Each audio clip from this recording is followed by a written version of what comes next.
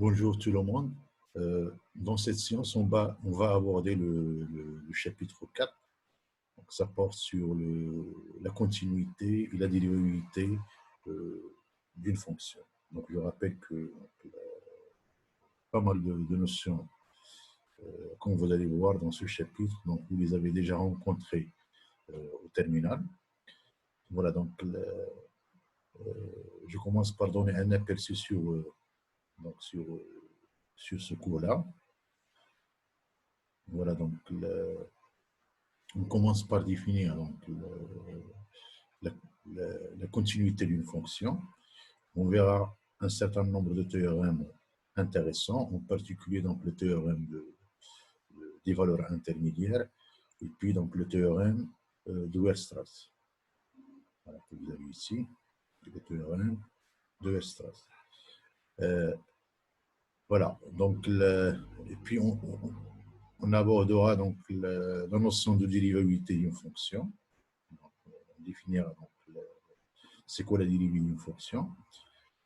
Puis on donnera une interprétation donc, géométrique de la dérivée. Et puis on verra donc des opérations sur les dérivés. Et donc la notion de dérivée ici, surtout quand on s'intéresse à calculer des dérivés d'ordre élevé. Et puis on finira par donner un certain nombre de résultats à retenir. Alors, en particulier, donc, la caractérisation de la monotonie d'une fonction à l'aide de la fonction dérivée, comme on l'avait discuté donc, dernièrement. Comment on pourrait caractériser donc, la convexité ou la concavité d'une fonction donc, à l'aide de la dérivée seconde. D'accord. Donc, voilà. Donc, on se donne une fonction qui est définie sur son domaine de définition, couramment D de F. Alors, la fonction f est dite continue un point A dans le domaine de définition si la limite de f de x quand x tend vers A est égale à f de A. D'accord. Et donc là, donc, vous avez deux choses. Donc déjà, il faut que cette limite existe, d'une part, il faut que ça soit égal à f de A. Et donc, on voit donc d'après la définition, que l'on a besoin que, c'est-à-dire que A soit dans le domaine de définition de F pour que l'on puisse donner un sens à F de A comme vous avez ici. D'accord. On dit que F il est continu tout simplement. C'est est continu en tout point du domaine de définition de la fonction. Et puis voilà, donc F il est dit discontinu en un point A. OK. Donc, ce n'est pas continu en A. Alors, ce n'est pas continu en A, donc vous avez un certain nombre de situations. Vous avez par exemple la limite de f de x quand x tend vers 1 n'existe pas. D'accord. Ou par exemple, donc cette limite existe, mais elle n'est pas égale à f de a. D'accord. Alors, comme on avait vu pour la notion de limite, donc on pourrait caractériser la continuité d'une fonction à un point A, donc à l'aide des limites à gauche et à droite. Et donc, on a le théorème suivant, donc qui dit qu'une fonction il est continue en A. Donc, si seulement si donc, la limite à gauche en A est égale, la limite à droite en A est égale à f de A. Autrement dit, on ne passe pas le calcul de la limite à gauche et la limite à droite. Il faut que ces deux limites-là soient égales à f de A. D'accord. Donc, on donnera tout de suite un exemple ici. On se donne la fonction donc, qui va de R à valeur dans R et qui est définie par morceau, qu'on voyait là. Alors, pour x, donc inférieur strictement à 1, donc f de x, ça vaut 1 plus x. Pour x égale à 1, donc ça vaut 3 demi. Et pour x supérieur strictement à 1, donc ça vaut 2 moins x. Donc, on s'intéresse à étudier la continuité de cette fonction-là. Et on pourrait donc constater que pour x inférieur strictement à 1, ou bien pour x supérieur strictement à 1. Donc, il s'agit d'une fonction qui est affine, et donc il est continu, c'est-à-dire la fonction est continue pour x différent de 1. Le problème se pose, c'est au niveau de x égale à 1. D'accord? Et donc là, on va passer donc, par le calcul de la limite à gauche et de la limite à droite de cette fonction-là. Voilà. C'est pas... Donc, normalement, alors, ce n'est pas indiqué ici, mais on pourrait le mettre là. Donc si on regarde la limite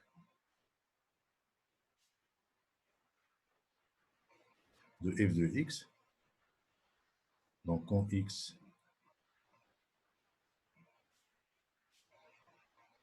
tend vers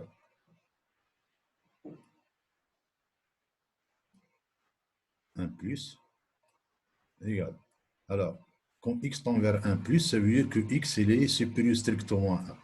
Alors, mais si x il est supérieur strictement à 1, f de x, donc ça vaut 2 moins x. Et donc ça va être égal à limite de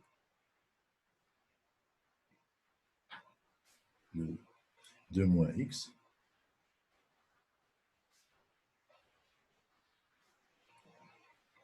Donc est égal. Donc quand x tend vers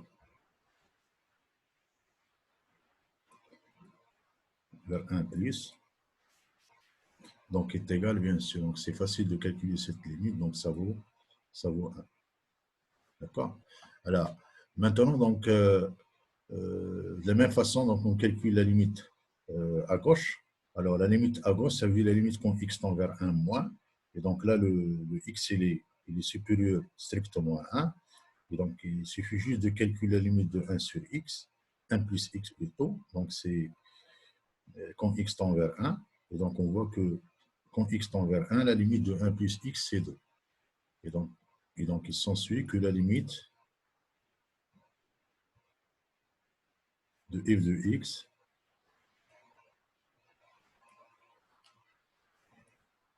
alors quand x tend vers 1 moins, donc c'est 2. D'accord? On voit que le 1, il est différent de 2. Donc, ça veut dire la limite donc, à droite, donc, il est différent de la limite à gauche. Et donc, cette fonction-là n'est pas continue en 1. Donc, ça implique que f n'est pas continu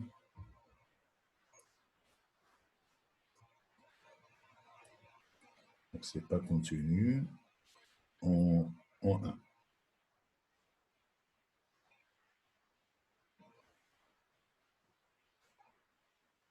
Voilà, c'est un petit peu délicat l'écriture. Mais bon, on fait avec, se débrouille.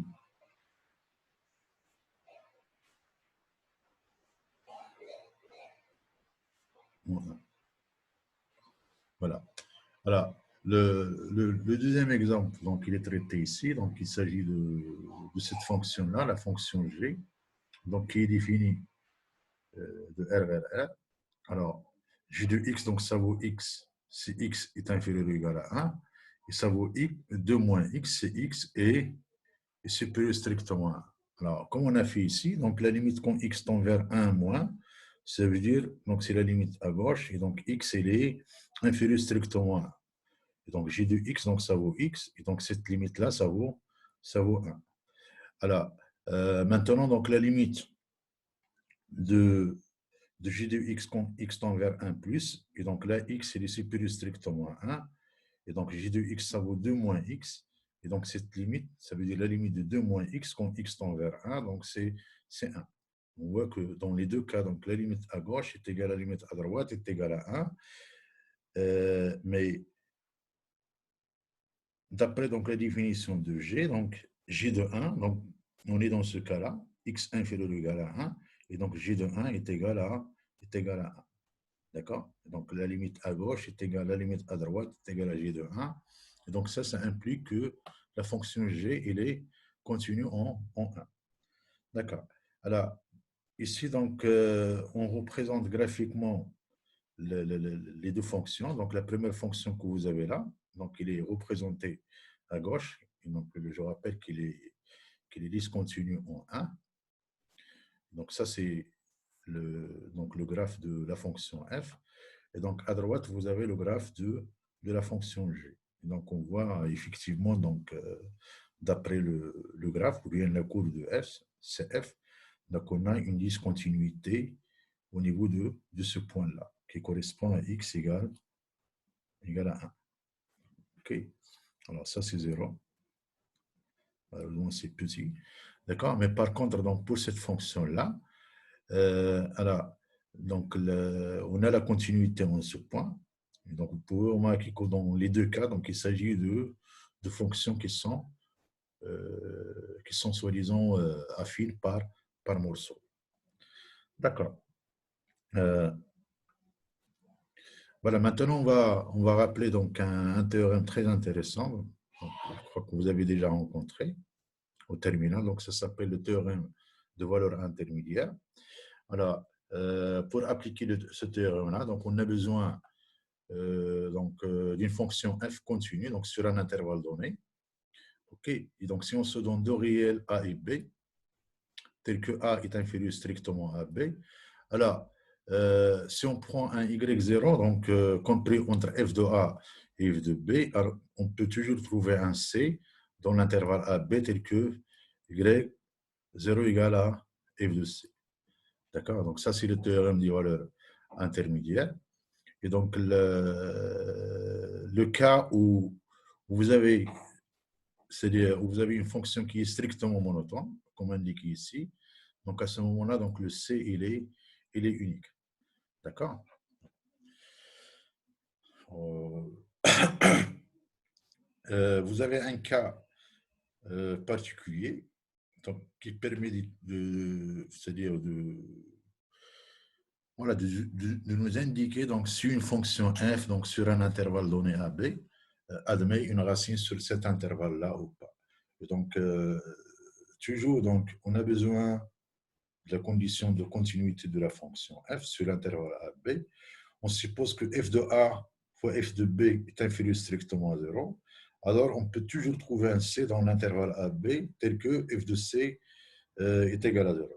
Alors, si vous jetez un coup d'œil au niveau de cette condition-là, d'accord? Alors, cette condition-là, ça veut dire que f de A et f de B ont deux signes différents. Par exemple, f de A inférieur strictement à 0 et f de B supérieur strictement à 0. Et dans ce cas-là, l'intervalle 0, ou plutôt le 0, okay, il est compris entre f de A et f de B. Ou bien, donc, vous avez donc, f de A supérieur strictement à 0 et f de B inférieur strictement à 0. Mais dans tous les cas, donc, si f de A et f de B sont non nuls, donc ils sont de signes opposés, alors donc le 0, il est compris entre f de A et f de B. Autrement dit, donc, là, il suffit juste d'appliquer le théorème que l'on vient de voir ici, avec y0 égale à 0. Alors, donc le 0, il est compris entre f de A et f de B. Et donc, le théorème des valeurs intermédiaires, donc ça nous assure qu'il existe un C tel que f de C est égal à 0. Donc là, vous pouvez voir qu'il s'agit effectivement d'un cas particulier. Et donc, encore là, donc, si vous avez la stricte monotonie de plus, OK, donc on peut assurer que le C, donc vérifiant, ou bien le C qui fait annuler la fonction f, donc il est unique. D'accord. Donc, voilà, donc ce cas particulier-là, en général, on l'applique pour voir donc, si une fonction donnée donc, admet une racine sur un intervalle donné. Et donc, il faut penser à cette condition-là. Vous avez ici. Alors, bon, je vais essayer de donner une illustration donc, graphique donc, du théorème des valeurs intermédiaires. Donc, voilà, je vais faire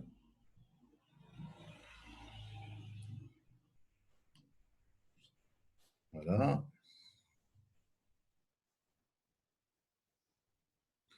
Donc, ce dont ça, c'est A par exemple. Et ça, c'est B.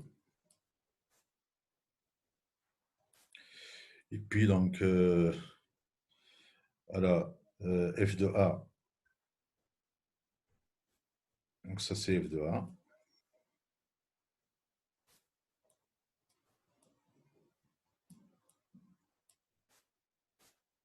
Et ça, c'est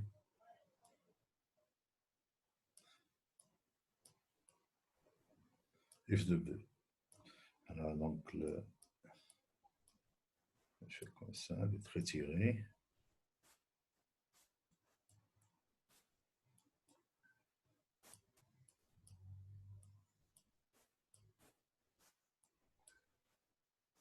C'est un petit peu chiant de dessiner ces trucs-là. Bon, on va dire donc, il s'agit d'une fonction qui est continue. Bon, on va dire cette fonction, donc ça se présente sous cette forme-là, par exemple. D'accord? Alors, si on prend un y0 ici, on va dire y0, il est compris entre a et b.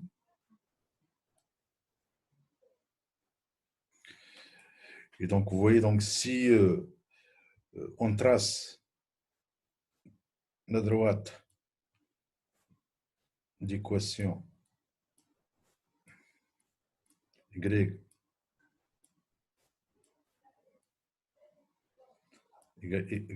à y0,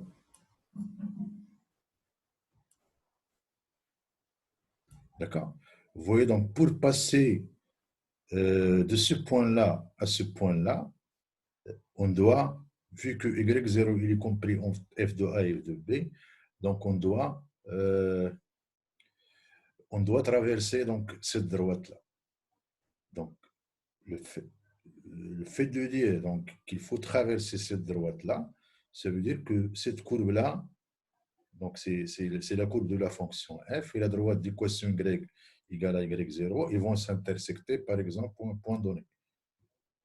Donc, qui est celui-là. Donc ça va représenter le C que vous avez là. Mais on peut remarquer que, vous voyez donc, qu'on ce point-là encore, donc que le C n'est pas unique. Donc vous avez, ça veut dire, pour ce C-là, on a f de C égale à y0, et pour, on va dire, ce C',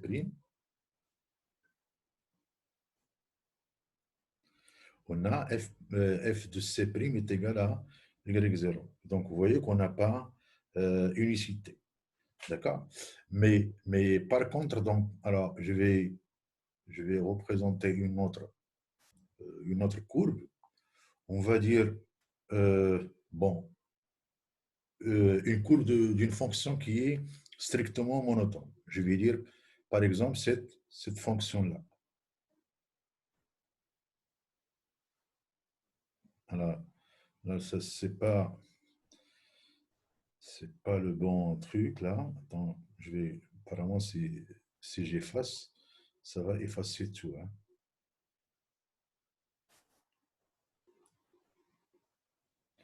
Heureusement, donc je peux effacer juste ça. Donc, c'est bien. Voilà. Donc, je reviens. Bon, je vais. Donc, oublions donc la figure qu'on avait avant. Donc, maintenant, vous avez, c'est-à-dire une fonction qui est strictement monotone. On va dire, par exemple, elle est représentée par cette courbe-là. D'accord? Et donc, vous voyez que cette courbe, donc, ça intersecte la droite d'équation y égale à y0 ou un point unique, donc qui est, donc, par hasard, donc, qui est celui-là. D'accord? Donc, c'est important de faire la différence, surtout quand vous avez de plus donc, la stricte monotonie. À ce moment-là, donc, le C, il est unique. D'accord. Maintenant, on va passer à autre chose.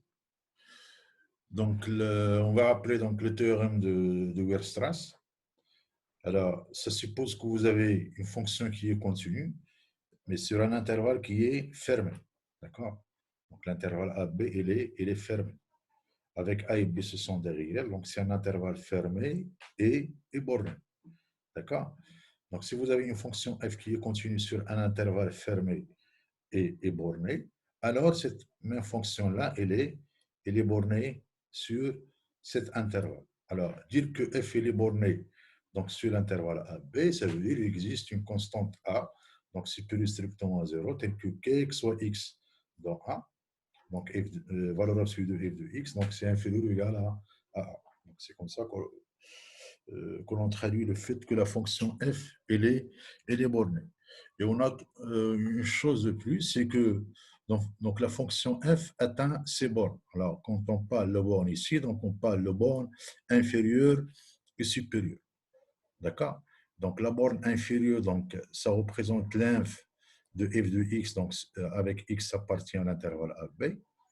Alors, cette borne inférieure, elle est atteinte à un certain alpha, d'accord? Avec alpha ici, il est dans l'intervalle AB.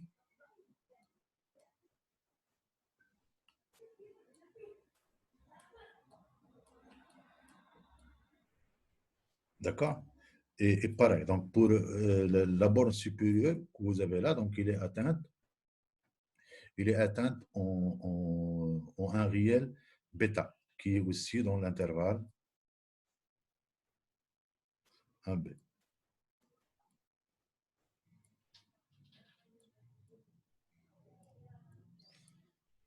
D'accord?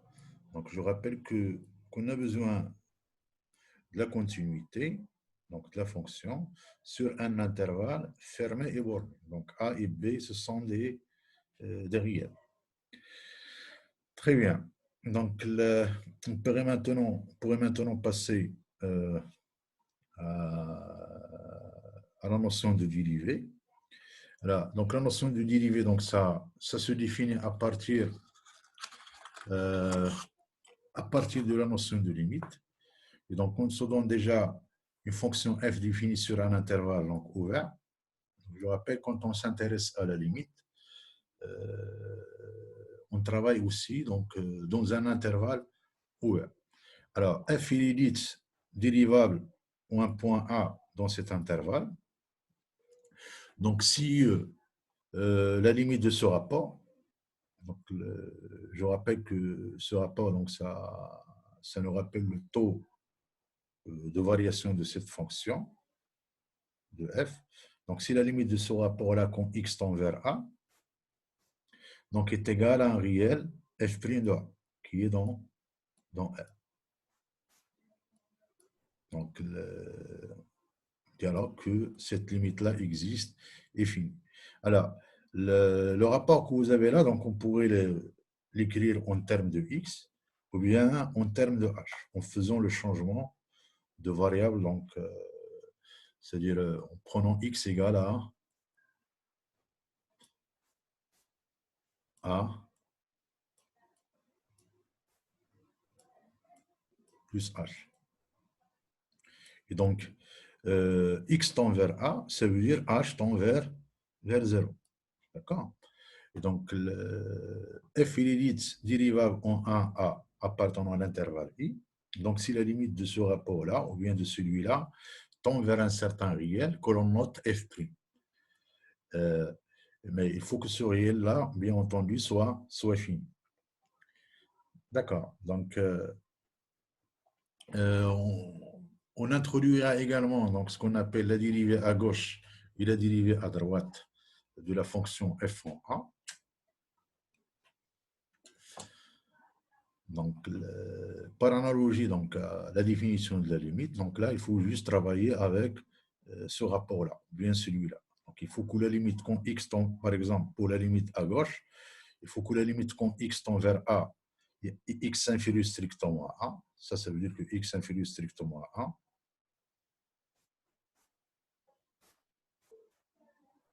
d'accord?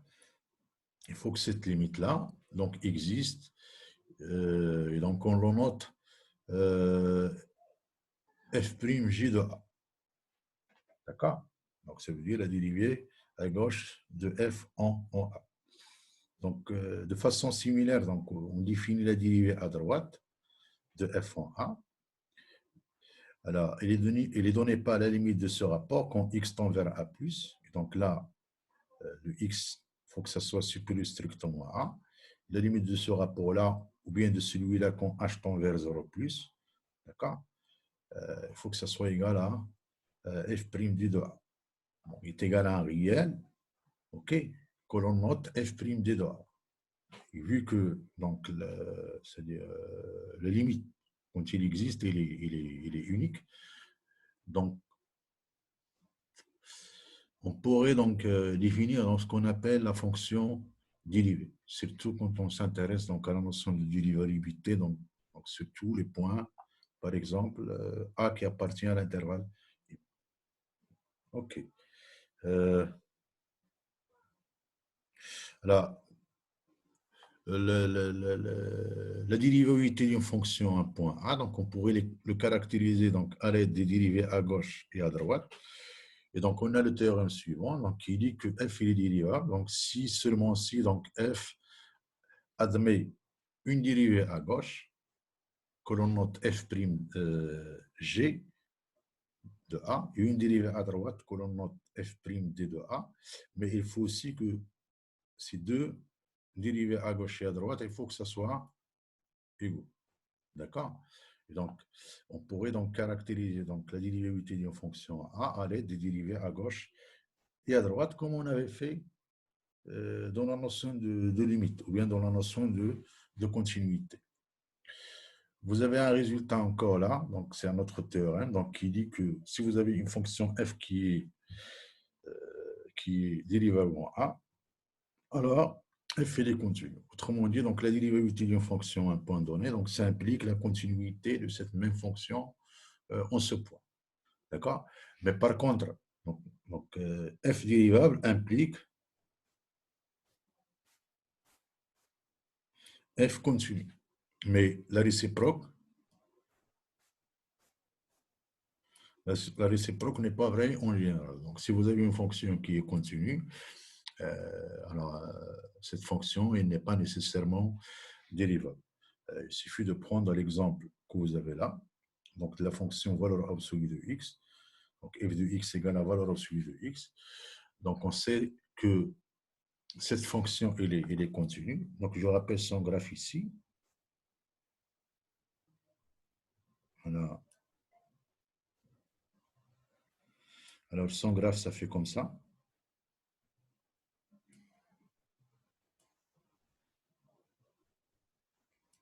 OK. Alors, ça, c'est 1. Et là, c'est 1. D'accord? Donc, vous voyez, donc, il s'agit d'une fonction qui est affine par morceau et qui est continue. Donc, il n'y a pas de problème de discontinuité en zéro. Mais par contre, donc, si on calcule la dérivée, alors ce qu'on va faire, donc, vu que normalement, c'est-à-dire valeur absolue de x, donc, vous pouvez le définir comme une fonction affine par morceau. Alors, valeur absolue de x, donc, c'est, je rappelle que valeur absolue de x, d'accord, donc est égal à x, c'est x. Si x est supérieur ou égal à 0, est égal à moins x, sinon. C'est-à-dire si x est inférieur strictement à 0. D'accord? Donc, vous pourrez définir donc, la fonction valeur absolue de telle sorte. Donc, vous voyez, pour x supérieur ou égal à 1, donc on retrouve ce segment. Et pour x inférieur ou égal à 0, donc valeur absolue de x, ça vaut moins x, on retrouve ce demi-segment-là. Donc là, vous voyez, pour x égale à 0, la valeur, c'est 0. Donc là, cette fonction, elle est continue. Pour voir est-ce qu'il est dérivable ou pas, on va passer par le calcul des dérivés à gauche et à droite. Alors, quand x tend vers 0 moins, Ça veut dire x est inférieur strictement à 0. Et donc, valeur absolue de x, donc ça vaut moins x. Donc, si on remplace ici, valeur absolue de x, on remplace par moins x. Alors, moins x sur x, quand x tend vers 0 moins, donc c'est égal à la limite de moins 1. Donc, ça représente la dérivée à gauche. D'accord. Maintenant, quand x tend vers 0 plus, donc je rappelle que f de 0, c'est 0. Alors, dans ce cas, la valeur absolue de x, ça vaut x. Et donc, on va avoir x sur x, pour x différent de 0, bien sûr, donc ça vaut 1. Et donc, la limite, donc tout ça, normalement, c'est 1. Et la limite, c'est, donc cette limite-là, donc ça représente la dérivée à droite. Et donc, ce qu'on peut remarquer, c'est que moins 1, il est différent de 1. Donc, c'est ce qu'on avait indiqué ici. Et donc, ça montre que la fonction f n'est pas dérivable en 0. F, donc, n'est pas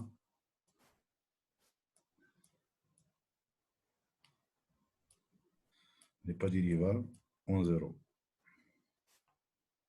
Voilà, c'est un peu chiant l'écriture encore. Mais bon, ça, donc je l'ai dit oralement. En 0.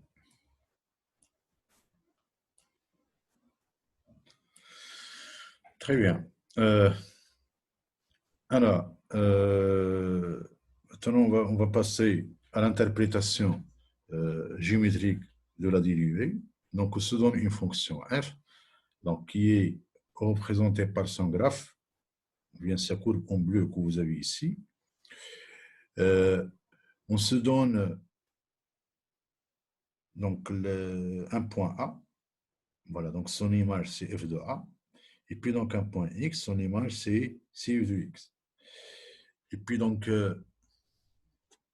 maintenant, donc, si on regarde le rapport f de X moins f de A sur X moins A, alors, ce rapport-là, donc, ça représente la pente de cette droite. Okay. Et donc, ce qui se passe, c'est que quand X, ça s'approche de A, donc ce point-là que vous avez ici, donc ça s'approche de celui-là. Et donc, ce qui se passe, c'est que la droite que vous avez ici, donc si f il est dérivable, donc ça va s'approcher de la tangente à la courbe de f en ce point-là. Et cette droite-là, donc, il a comme pente la dérivée de f en ce point. OK? Donc, normalement, on pourrait interpréter la dérivée f' de A, OK, comme étant la pente ou bien le coefficient directeur de la tangente à la courbe de f en ce point-là. D'accord? Donc, vous imaginez que le x que vous avez ici, ça s'approche de ce point-là, sachant que le rapport f de x moins f de a sur x moins a, donc ça représente la pente de cette droite-là. Alors, une fois ce point-là, il bouge et ça s'approche de ce point-là, ce qui se passe, donc cette droite, il va changer aussi. Et ça va soi-disant, à la limite, va être identique donc à la tangente de la courbe de f en ce point-là. Alors, vous avez quelques cas particuliers ici, quand il s'agit donc d'une dérivée en a qui est égale à 0. Et donc, à ce moment-là, vous avez une tangente horizontale. Okay. Vous pouvez penser à la fonction f de x égale à, par exemple, x carré. Okay. Donc, il admet, donc f' de 0, c'est 0. Et donc, en 0, donc, le graphe de cette fonction-là a une tangente qui est horizontale.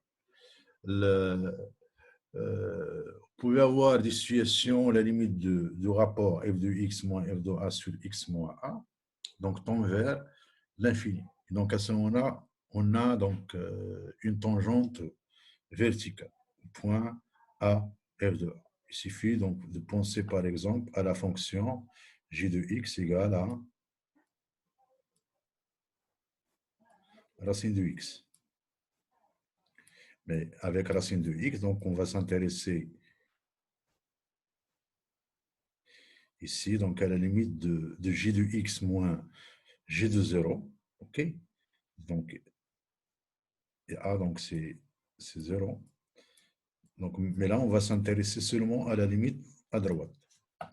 Et donc, vous pouvez vérifier que la limite de g de x moins g de 0, donc sur x, donc est égale limite de racine de x sur x, quand x tend vers 0 plus, donc est égal à plus infini. Et normalement, le graphe de cette fonction-là, il admet une pente ou bien une tangente donc, qui est verticale. Donc, je rappelle que donc, le graphe de la fonction g, donc il est comme ça. Voilà. Et celui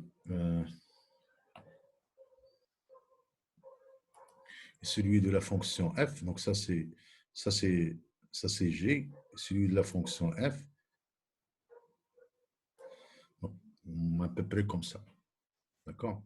Ça c'est cf.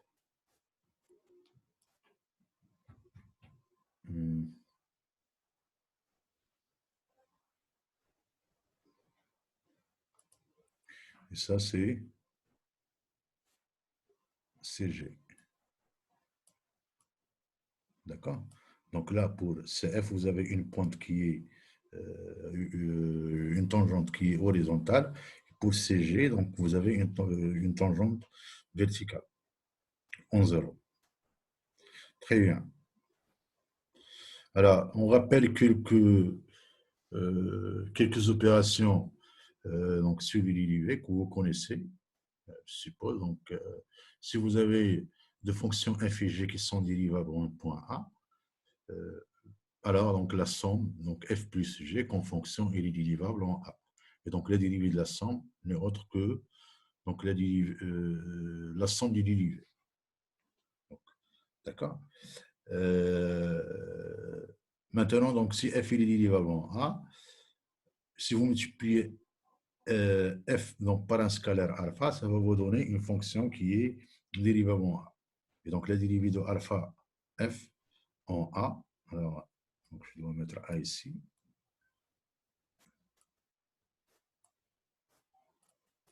Donc est égal à alpha f' de A. D'accord?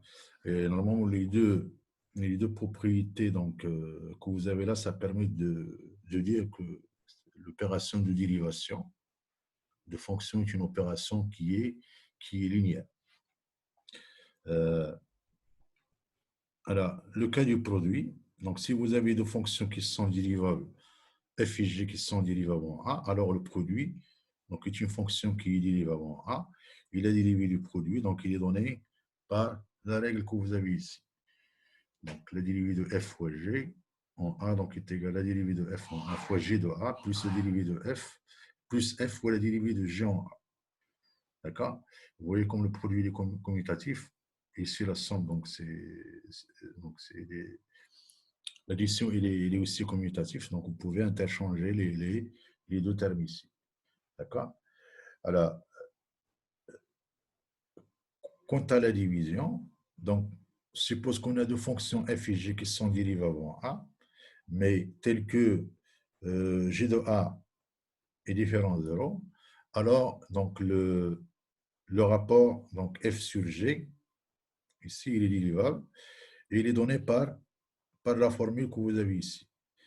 Alors là, c'est important de faire attention. Donc, si on cherche à évaluer donc, la dérivée de f sur g, donc l'autre, il est important. Donc, il faut commencer par dériver f en a, multiplié par g de a, moins f de a fois la dérivée de g en a. Donc, le tout, il est divisé par g carré de a. Donc là, c'est-à-dire, si vous ne respectez pas l'ordre, si vous ne dérivez pas le f en premier, Donc, vous aurez un résultat qui est erroné. D'accord. Donc, encore, donc, on rappelle donc, la règle pour dériver le composé de deux fonctions. Donc, on suppose qu'on a deux fonctions f et g qui sont dérivables en a et f de a. Donc, f il est dérivable en a et g il est dérivable en f de a. Là, on s'intéresse à, à dériver g en f. Et donc, comme condition, on a besoin que f, bien sûr, soit dérivable en a. D'accord? Et que g soit dérivable en f de a. Et donc là, pour dériver g en f, donc on utilise la règle suivante. Donc d'abord, donc il faut dériver g, et, donc il faut calculer g' et prendre sa valeur en f de a. Et puis donc multiplier ce terme-là par f' de a. Là encore, l'ordre il est important. Donc vous dérivez g, la fonction g, donc ça vous donne g'. Vous prenez la valeur de g' en f de a et vous multipliez tout ça par f' de a. D'accord? Alors, le cas de la réciproque.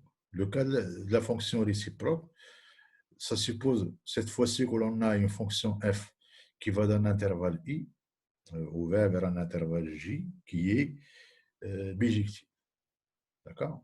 Parce qu'on parle, pour parler c'est-à-dire de la réciproque d'une fonction, on a besoin que cette fonction soit bijective. OK? On suppose que f il est dérivable en a et que f' de a elle est non nulle. Dans ce cas-là, donc, on montre que la réciproque de f elle est dérivable en f de a. Okay? Et la valeur de la dérivée de la réciproque de f en f de a donc, est égale à 1 sur f' de a. D'accord? Normalement, cette règle-là, donc, on pourrait, c'est-à-dire on pourrait la conclure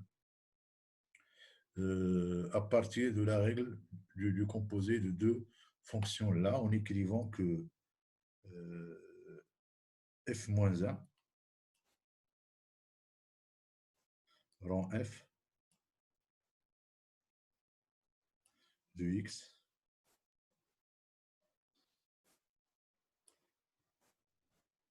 donc est égal à x. D'accord? Est égal à x. Alors, si on dérive cette équation-là, parce que ça c'est vrai quel que soit x appartenant à l'intervalle i, si on dérive cette équation-là par rapport à x, ou bien on calcule la dérivée de ça en x égale à a, et la dérivée du composé f-1 rond f en utilisant cette règle, ok, en a, on va tomber exactement dans cette expression-là, sachant que la dérivée de x en a est égale à 1. Okay. Et puis on va avoir f'-1 f-1' en f de a fois f' de a. Okay. Autrement dit, on va avoir f-1' de f de a fois f' de a égale à 1. Et le 1 que vous avez ici, ça provient de fait. Donc si on dérive ça, si on dérive x par rapport à x, en x égale à a, donc ça va nous donner 1. Et là, ça va nous donner un produit via cette règle de composé de deux fonctions-là. Et donc, à partir de l'équation trouvée, donc on pourrait évaluer f-1' de f de a. Et donc, on voit bien que c'est égal à 1 sur f' de a. D'accord. Une autre règle donc, que vous pouvez utiliser, c'est la règle c'est-à-dire de dérivation d'une fonction qui se présente comme la puissance d'une fonction. On s'intéresse à dériver donc la puissance nème d'une fonction. Ça veut dire donc f à la puissance n, donc c'est f fois f, donc c'est f fois f fois f fois f n fois. D'accord? Donc normalement là encore donc on a la règle suivante donc c'est une conséquence. Donc la règle que vous avez pour la puissance, donc c'est encore une conséquence de la règle pour dériver le composé de deux fonctions. Ok. Donc il suffit de définir c'est-à-dire de définir comme fonction g de x donc est égal à x à la puissance n. Et donc normalement f à la puissance n n'est autre que g de donc f à la puissance n est égal à g de g rond f. Et vous dérivez ça. Alors, dériver donc la puissance nème de f, ça revient à dériver ça. La fonction g, on sait la dériver comme on va voir, donc, par rapport à g' de a, ça va être égal à n fois a à la puissance n moins 1. D'accord? Et puis donc, qu'est-ce qu'il faut faire? Donc, g' de x donc, est égal à n fois x à la puissance n moins 1. Et puis donc, il faut évaluer g' de f de a. D'accord? Donc, on va voir le terme que vous avez là. Fn-1 fois n. D'accord? Il faut les diviser. Donc, normalement, c'est la règle de puissance que vous avez là, c'est une conséquence de la règle pour calculer la dérivée de composés de deux fonctions. Donc, en pesant g de x égale à xn, donc on voit que f à la puissance n, donc c'est g en f. Donc, maintenant, il va falloir dériver ça. D'accord, je crois qu'on va faire une petite pause. On se retrouve tout de suite.